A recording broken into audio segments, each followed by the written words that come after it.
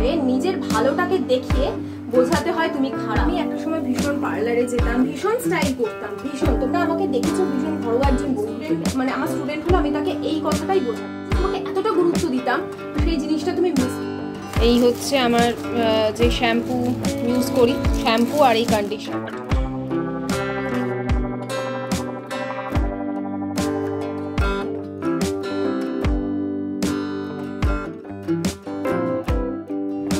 বন্ধুরা, welcome back to my channel. আশা করছি সকলে খুব ভালো আছো আর আমিও খুব ভালো আছি। এখন বাজে রাত্রি 9টা। এখন থেকে ভিডিওটা শুরু করলাম। আয়ুষ্মান এই যে হিন্দি লিখছে আজকে, এই সবে জাস্ট ও ইংলিশ পড়ে এসেছে, 8:20 নাগাদ এসেছে। তারপরে একটু মানে 10-15 মিনিটও সময় পাইনি, পড়তে বসিয়েছি। আর তার আগে কম্পিউটার পড়ে এসেছে। টিউসডেটা আর থার্সডেটা ওর একটু হেক্টিক শিডিউলই থাকে, আর তাও আজকে স্কুলে যায়নি। আজকে যা যা স্কুলে হয়েছে ওর বন্ধুদের কাছ থেকে সেগুলো হোয়াটসঅ্যাপে কালেক্ট করলাম, করে এখন যেগুলো করানো সেগুলো পড়াতে বসিয়েছি। পড়িয়ে তারপরে রান্নায় যাব। রান্না আজকে বিশেষ কিছু করব না, ডালিয়ার খিচুড়ি করব আর হচ্ছে আলু ভাজবো গোল গোল করে। গগন, হ্যাঁ গগন দিয়ে কি বলেছে এটা, বাক্যে লিখো, বাক্য রচনা যেটাকে বলে। ওকে, মেক সেন্টেন্স।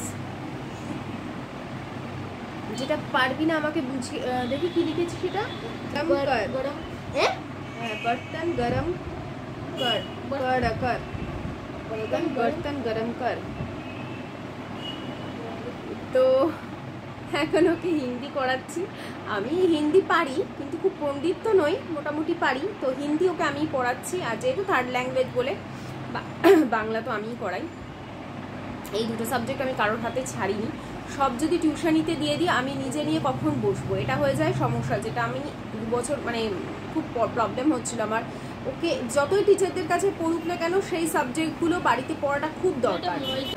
তো আমার এটা পার্সোনালি মনে হয়েছে, টিচারদের কাছে পড়লে টিচার যতই দায়িত্ব সহকারে পড়াক, একটা অ্যাভারেজ নাম্বারই আসে। ভালো নাম্বার আনতে গেলে নিজেকে প্রচুর পড়তে হবে, নিজেকে সময় দিতে হবে, সাথে তো আমাকেও দিতে হবে।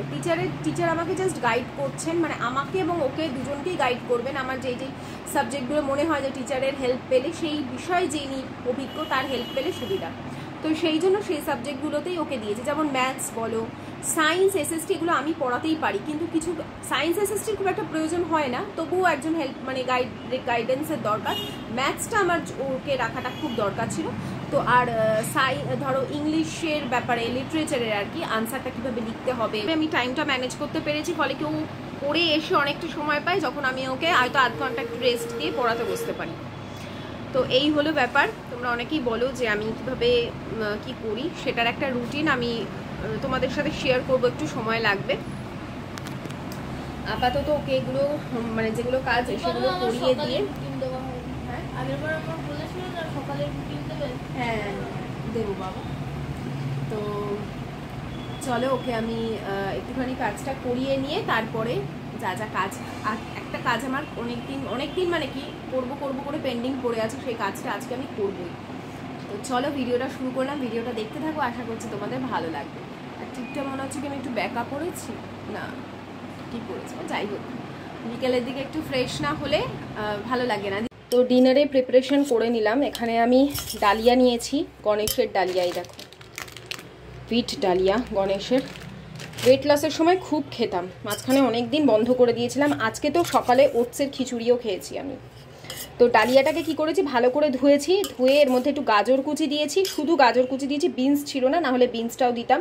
আদাটাকে গ্রেট করে দিয়েছি, জিরের গুঁড়ো দিয়েছি, হলুদ গুঁড়ো দিয়েছি, ব্যাস আর কিচ্ছু দিইনি এর মধ্যে। দিয়ে এটাকে মাখিয়ে রেখেছি, নুন দিইনি, নুন দিলে জলটা ছেড়ে যায়, তখন না ভাজার সময় অসুবিধা হয়।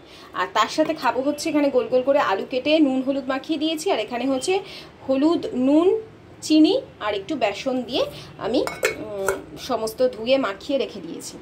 এটা পরে ভাজবো, আপাতত ডালিয়াটা বসিয়ে দিই। তো এই কড়াইটার বিষয়ে অনেক প্রশ্ন আসে। আমি কড়াইটা কিনেছি 2020-তে, যতদূর, হ্যাঁ 2020-তে অবশ্যই, কারণ 2020-র পরেই কিনেছি, কারণ আমি তো হ্যাঁ ওইরকম সময়, কারণ আমি মানে ইউটিউবে আসার পর এটা কেনা হয়েছে। এটা হচ্ছে ফিউচুরা ব্র্যান্ডের, দেখো ফিউচুরা হার্ড অ্যানোডাইজ, দেখতেই পাচ্ছ হয়তো, 26 centimetre diameter, 4.06 millimetre thick, 2.5 litre, ঠিক আছে, 2.5 লিটারের এটা কড়াইটার মাপ। এটা হচ্ছে ফিউচুরা, কেমন, ফিউচুরা ব্র্যান্ড, আর হকিন্স হচ্ছে কোম্পানির নাম। তো প্রথম বহু বছর হয়েছে, আমি এটা বহু বছর মানে কি প্রায় 2-3 বছর, আমি 2 বছর ব্যবহারই করিনি। তারপরে লাস্ট এই বছরে প্রথম থেকে বা 2023-এর শেষ থেকে এটা ব্যবহার করা শুরু করেছি, কারণ প্রথম না খুব চিপকে যেত, আসলে রান্না করার প্রসেসটা বুঝতাম না, সেই জন্য চিপকে যেত। আর এটা কি বলতো, রান্না করতে করতে একটা কোটিং মতন হয়ে গেছে, এটা কিন্তু তেল চিটে না বা কিছু না, একদম স্মুথ আছে কড়াইটা। আর আমি যে চাটুটা ব্যবহার করি সেটাও সেম, খুব একটা ঘষতে লাগে না এটা। তবে চাটুটা যেহেতু আমার পরোটা হয়, সাদা তেলের রান্না বেশি হয়, তাই জন্য ওটা একটু ঘষতে হয়। তো এটা এখন আমি এর মধ্যে ডালিয়াটা বসিয়ে দেবো। যেরকম খিচুড়ি যে প্রসেসে করি সেই প্রসেসেই আমি তোমাদের করে দেখাচ্ছি। সর্ষের তেল দিলাম, সর্ষের তেল যখন গরম হয়ে গেছে তার মধ্যে দিয়ে দিচ্ছি, এই দেখো 2টো এলাচ নিয়েছি, অল্প দারচিনি নিয়েছি, এটা দিলাম প্রথমে। এখন এটা থেকে আগে একটা সুন্দর গন্ধ বেরোবে। চিমনিটা জ্বালাইনি, নাহলে আওয়াজে না আমি কথা বলতে পারবো না। তারপরে এর মধ্যে দিয়ে দিচ্ছি 5 ফোড়ন। 5 ফোড়নটা দিয়েই করো, অনেকে জিরে দেয়, তোমরা 5 ফোড়ন দিয়ে একবার করে দেখো। একটু ফোড়নটা ভাজা ভাজা হোক।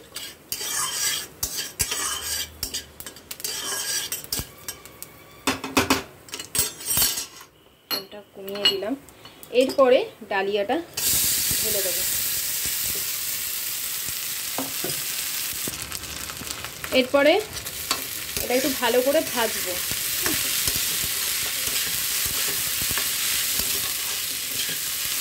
ভালো করে ভাজবো যতক্ষণ না কড়াই থেকে মনে হবে যে ডালিয়াটা ছেড়ে ছেড়ে আসছে।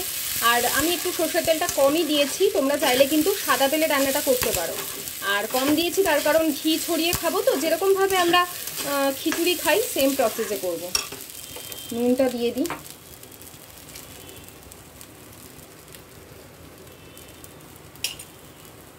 আর এদিকে আমি ওই যেখানে ডালিয়াটা মেখে রেখেছিলাম ওটার মধ্যেই গরম জল বসিয়ে দিয়েছি।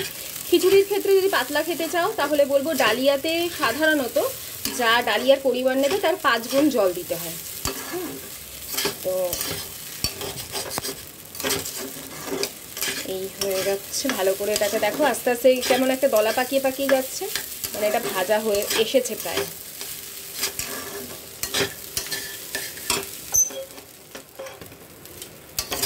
সকালে ব্রেকফাস্টেও আমরা করতে পারি, মানে করি আমি।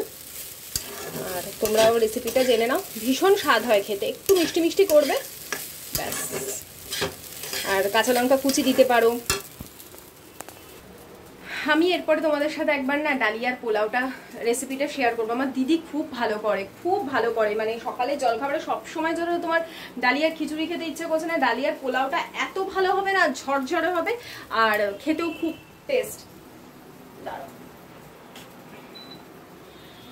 তো চলো ডালিয়া এটা হয়ে বসিয়ে দিলে তারপরে ওই মাসকাবাড়ি যে জিনিসগুলো আছে সেগুলো বার করবো, করে তারপরে রাতে জল ভরবো। খাবার জল বোতলগুলো গড়াগড়ি খাচ্ছে, জল ভরা হয়নি। মানে আমি যতক্ষণ না জল ভরবো ততক্ষণ জলও ভরা হবে না। সবাই কি করবে, গ্লাসে নিয়ে তোমার ইয়ে থেকে খাবে, আমাদের যে জার আসে জারের থেকে ওই কল থেকে নিয়ে খাবে, কিন্তু বোতলে ভরবে না। সেই জন্য বোতলে ভরে রাখবার কি হয় বলো তো, এতে করে ওরা জলটা কম খায়। মানে গরমকাল তো বোতলে ভরা থাকলে নিয়ে টক করে খেয়ে নেয়। এবারে ভরবো, ওই 1 গ্লাস নিয়ে জল খাবে, বোতলটা থাকলেও তার এসে একটা বোতল পুরো জল খেয়ে নিল, আর এসে ওই 1 গ্লাস জল খাবে, ওইটুকুই ওর জলের মধ্যে সীমাবদ্ধ। তো সেই জন্য এইগুলো দেখতে হয়। তারপরেও যদি বলা হয় যে ঘরেই তো থাকো রান্না, এটা যদি ওদের ডায়লগ, ওরাও জানে যে আমরা ঘরের কাজ করি, এটা কিন্তু ছেলেরা জানে, ওটাও যে বউদের আর কি বলতে হয়। এবারে কেউ জিনিসটা মাথায় নিয়ে নেয়, কেউ জিনিসটা মাথায় নেয় না।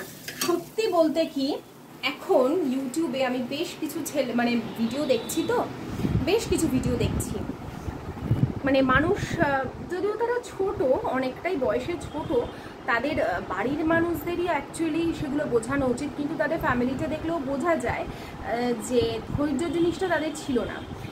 কোনো পরিবার পারফেক্ট হয় না, কোনো পরিবার বা কোনো মানুষ একরকম হয় না, আমাদের নিজেদেরকে অ্যাডজাস্ট করতে হয়। এবং ধরো আমার কারোর সাথে বনিবনা হচ্ছে না, নিজেকে পরিবর্তন করে বোঝাতে হয় যে তুমি খারাপ। যে অপোজিট মানুষ যে তোমাকে একটু হলেও চাইবে, তোমার প্রেজেন্ট তুমি থাকো চাইবে, সে নিজেকেও ঠিক একটা সময় পরিবর্তন করবে যদি দেখে তুমি পরিবর্তিত হয়ে দেখিয়ে দিয়েছো।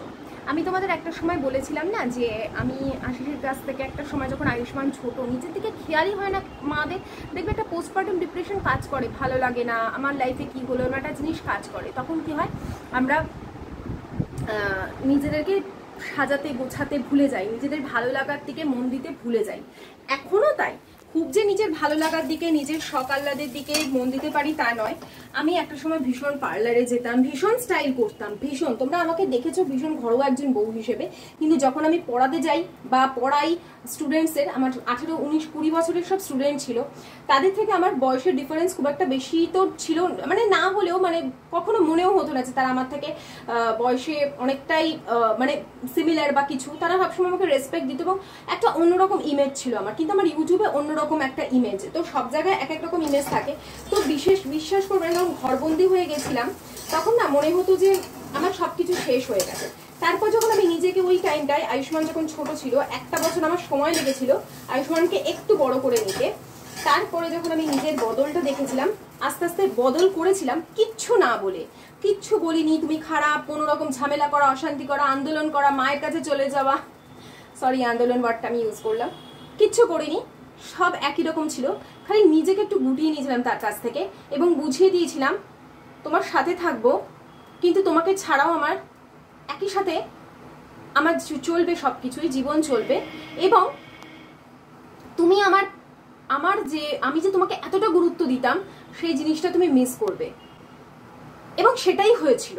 এটা মানুষকে, এটা নিজেকে তৈরি করতে হয়, নিজেকে এটাকে বোঝাতে হয় যে হ্যাঁ, আর আমি যদি ঝগড়া করি না, আমাকে এটা তুমি কেন গুরুত্ব দিচ্ছ না, আমাকে কেন করছো না, তুমি খারাপ, এতে আমি আরো নিচে নামবো, এইভাবে কোনো কিছু হয় না।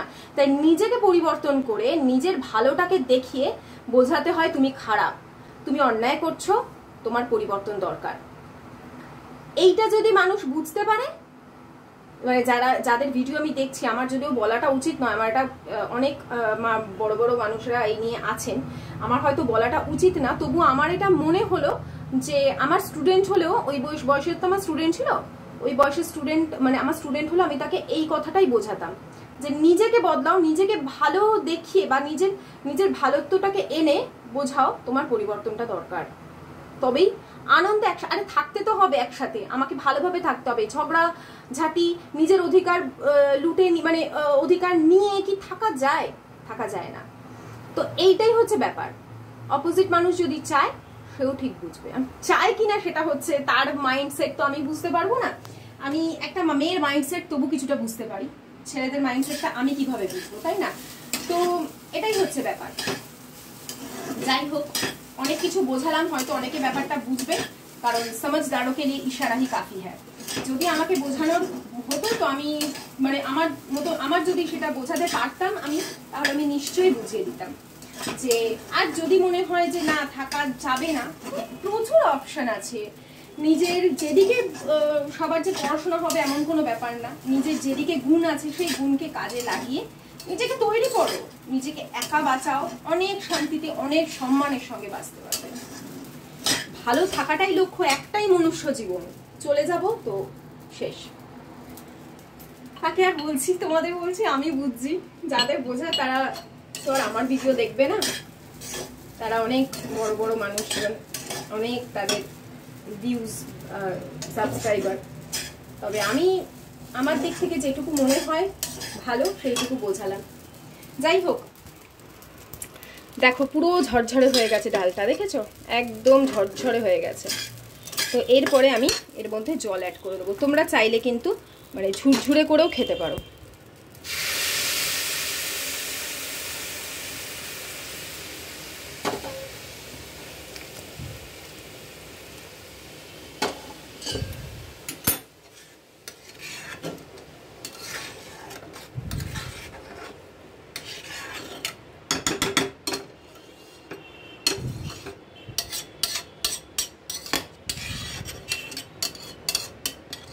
কাজু কিশমিশ দেবো আমি এর মধ্যে। তো আমি আশা করি এই কথাটা তোমাদের বোঝাতে পারলাম। কথাটা এটাই যে খারাপের সাথে খারাপ হওয়ার কোনো প্রয়োজন নেই। খারাপকে যদি ভালো করতেই হয়, যদি আমাকে সেখানে টিকে থাকতেই হয়, তাহলে নিজের ভালো কর্ম করে তাকে বোঝাতে হবে যে আমার কাজটা আমি ভালো করছি, আমি নিজেকে বদলাচ্ছি, এবার তোমারও বদলের প্রয়োজন আছে, কারণ তুমি অন্যায় করছো আমার সাথে। আমার মনে হয় এতেই আস্তে আস্তে পরিস্থিতি বদল হতে থাকে, আর এটা হচ্ছে সবচেয়ে সহজ পদ্ধতি যে কোনো বয়সের ক্ষেত্রে, যে কোনো কাজের ক্ষেত্রে। আমি নিজের অভিজ্ঞতা থেকে তোমাদের বলছি, এতে নিজের মানসিক শান্তি যেমন বজায় থাকে, তার সাথে সাথে পরিস্থিতি অনেক স্বাভাবিক হতে থাকে এবং নিজের কাছে নিজের সব থেকে বড় কথা শান্তি পাওয়া যায়। আর একটা টাইম আসবে না, যখন মানুষ তোমাকে হারাতে ভয় পাবে বা তোমাকে হারিয়ে ফেললে বুঝে যাবে যে সে একজন অমূল্য রত্ন বলবো না, বা এমন মানুষকে হারিয়ে ফেলেছে যাকে তার হারানোটা উচিত হয়নি, এবং সে তোমাকে আগলে আগলে রাখতে চাইবে। এটা আস্তে আস্তে হয়ে যাবেই। তো আমার মনে হলো সোশ্যাল মিডিয়ার মাধ্যমে এই বার্তাটা আমিও দিতে পারি।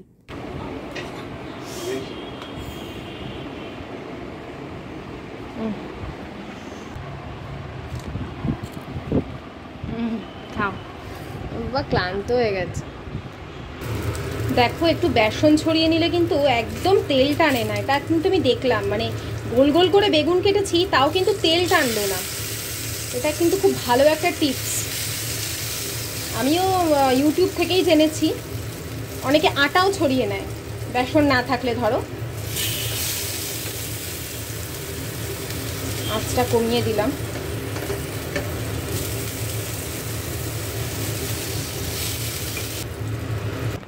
তো আয়ুষ্মানের খাওয়া হয়ে গেছে। আয়ুষ্মান বেডরুম যেটা আমার, সেখানে টিভি দেখতে দেখতে খায়। তোর খাওয়া হয়ে যাবার পর আমি জায়গাটা মুছে দেব। আমার আর আশিসের খেতে এখন একটু সময় লাগবে। আর এদিকে দেখো, একটা দুধের প্যাকেট বার করে নিচ্ছি, রাতে দই পাতবো, তো সেই জন্য এখন এই দুধটা গরম করে নিতে হবে। আমি একটা কথাই বলবো যে সবার পরিস্থিতি তো সমান হয় না। যে যেই পরিস্থিতিতে থাকে সে নিজের পরিস্থিতি খুব ভালো বুঝতে পারে যে তার কি করা উচিত বা কতটা করলে তার নিজস্ব আত্মসম্মান বজায় থাকবে। নিজের আত্মসম্মানকে কোনোভাবেই নামিয়ে দিতে নেই। আর আত্মসম্মান বজায় রাখাটা হচ্ছে একজন মানুষের সবথেকে বড় ধর্ম। তো আমি আমার যে এক চ্যানেল আছে, সেখানে শুধুমাত্র নিজের ঘরকন্যার কাজই নয়, ঘরকন্যার কাজের মধ্যেও নিজের ব্যক্তিত্বকে বজায় রাখতে হয়, সেইটাকেই তুলে ধরার চেষ্টা করি। আমি এমন বেশ কিছু মানুষ, বা আমার যখন পড়ানোর আর কি জীবন ছিল, মানে আমি যখন একজন টিচার হিসেবে, প্রাইভেট টিউটর হিসেবে কাজ করতাম, তখন বিভিন্ন বহু জ্ঞানীগুণী মানুষের সংস্পর্শে এসেছি, বা ফ্যামিলির সংস্পর্শে এসেছিলাম, যারা হয়তো একজন খুব দক্ষ হাউসওয়াইফ, কিন্তু তাদের পার্সোনালিটি এত সুন্দর থাকতো এবং এত সুন্দরভাবে সব কিছু পরিচালনা করতো, দেখে আমি মুগ্ধ হতাম, এবং তাদের থেকে এই ছোটো ছোটো জিনিসগুলো আমি রপ্ত করেছি। তো চলো, যে এই বাজার থেকে যেগুলো আনা হয়েছে সেগুলো এবার ব্যাগ থেকে বের করে রেখে দিই। যা যা প্রয়োজন জায়গা মতন সেগুলো রাখবো। তো কী কী এনেছি একবার তোমাদের দেখিয়ে নিই, চলো। এই হচ্ছে আমার যে শ্যাম্পু ইউজ করি, শ্যাম্পু আর এই কন্ডিশনার,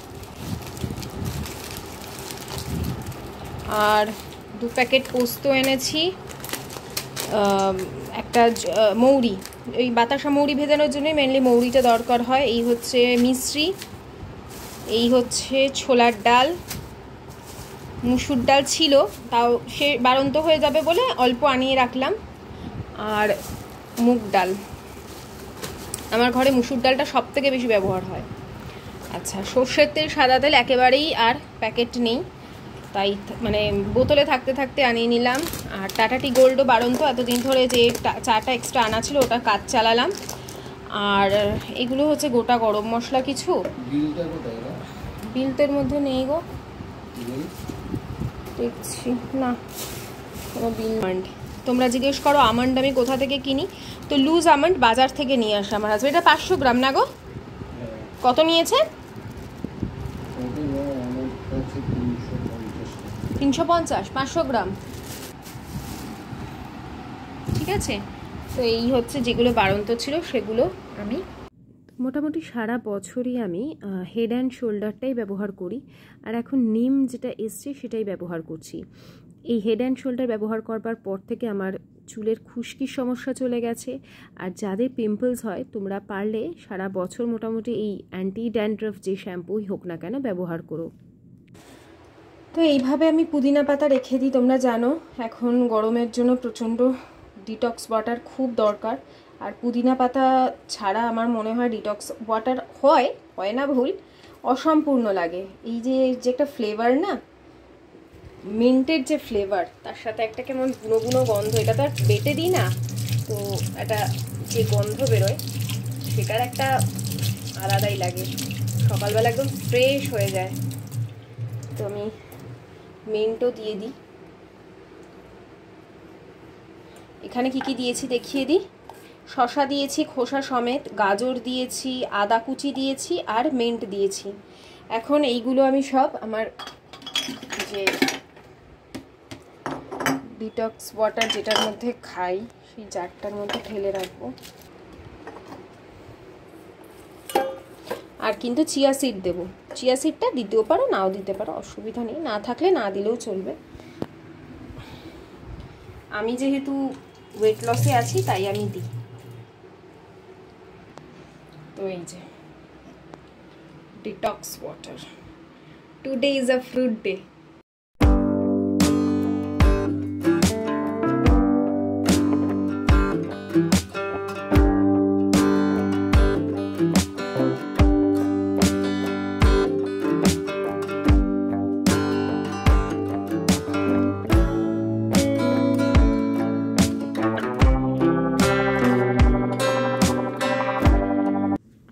রাতে যে চাদরটা তুলে দিয়েছিলাম বিছানা থেকে সেই চাদরটা এখন ভিজিয়ে দেবো, তাহলে সকালে খুব সুন্দর পরিষ্কার হয়ে যাবে। আর যেহেতু হালকা রঙের চাদর তো একটু না ভিজিয়ে রাখলে ময়লাটা চট করে উঠবে না। তারপরে ওই যে নিজের যে ইন্টারনাল হাইজিনগুলো মেনটেন করি সেটা, অর্থাৎ ব্রাশ করব, ফেস ওয়াশ করব, আর একটু গরম জল খেয়ে আজকের মতন শুয়ে পড়বো। তো কেমন লাগলো ভিডিওটা? যদি ভালো লেগে থাকে অবশ্যই একটা লাইক করো। টাটা।